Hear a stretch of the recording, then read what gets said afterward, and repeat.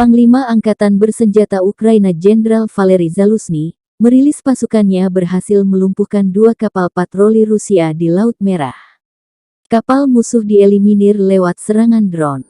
Militer Ukraina juga merilis video drone Bayraktar TB2 milik marinir Ukraina menghancurkan target.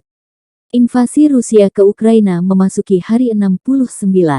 Ukraina memberi perlawanan sengit. Dalam 24 jam terakhir, Ukraina mengeliminir 400 tentara Kremlin sehingga total 24.200 tentara musuh tewas.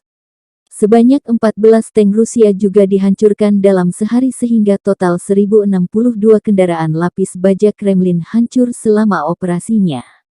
Demikian keterangan resmi militer Ukraina dari media resminya dikutip Tribun Timur Selasa tanggal 3 Mei hari ini.